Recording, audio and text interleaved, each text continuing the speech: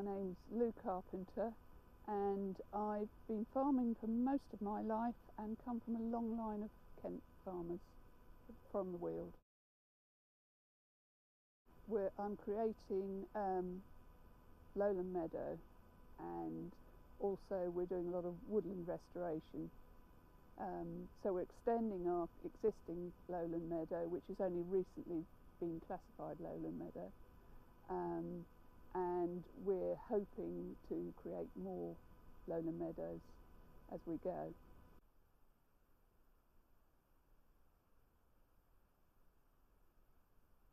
I'm Ben Thompson. I'm a land management advisor and catchment sensitive officer for Natural England, based in the Sussex and Kent team. Well, we're in Marden today, which is a fantastic landscape where we've been working for quite a while with some fantastic landowners. We're standing in a lowland meadow at the moment. It's a very wet lowland meadow in winter, and you know, this is part of a wider nature recovery landscape where we've got, here in Marden, we've actually got a protected site at Marden Meadow, which is a triple SI designated for its features of being a lowland meadow. And then we're working very closely with the farmers to ensure that the landscape around that protected site is delivering for nature. So we've got these wetter fields, which are permanent grassland habitat, and they are doing fantastic for the botany, the insects. It's humming with crickets at the moment. And we've also then got the wider arable food production landscape. So we've got rotational options that farmers can use to restore their soils, plug nature recovery into the farm rotation, and it's really working.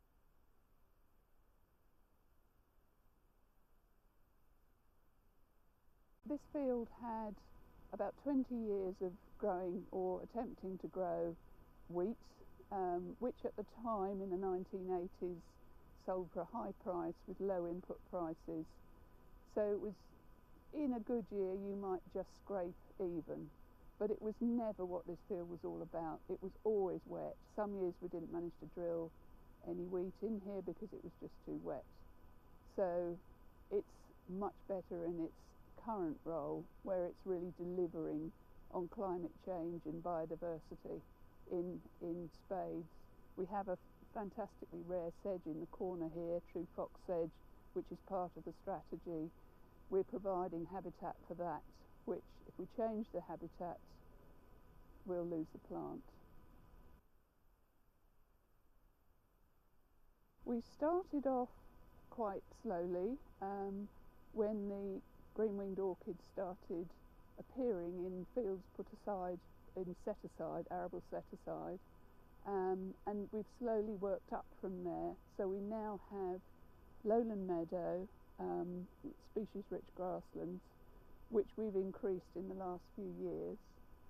We do buffer strips, we do winter bird crops, and we're just embarking on a fairly taxing project to create bespoke habitat for turtle doves, as well as planting a new traditional orchard, which is going back to my roots.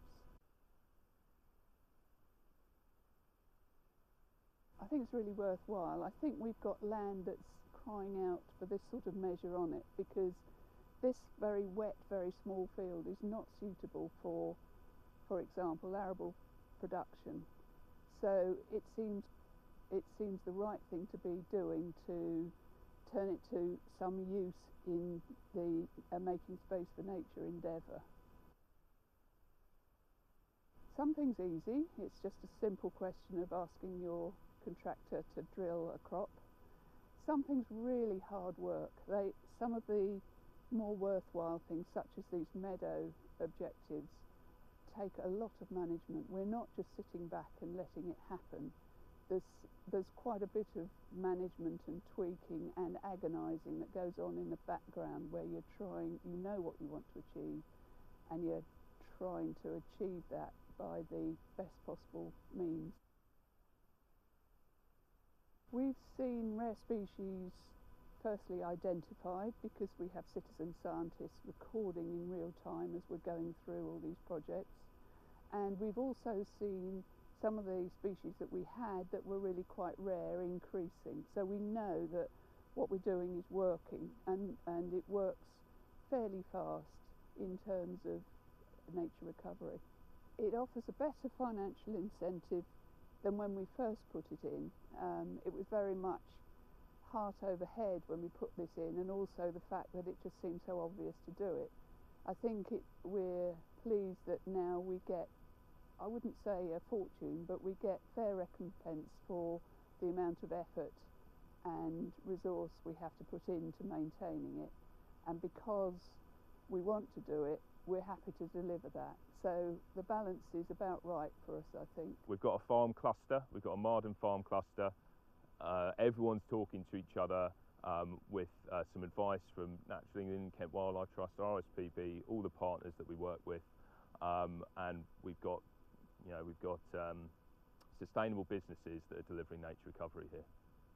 One of the things that's been actually a joy is working with our farming friends and neighbours, and actually it's put us all back in better touch with each other, because we're all competing for turtle doves, we're all interested in what moths and butterflies we've got, but equally we're all learning how to do farming on this level.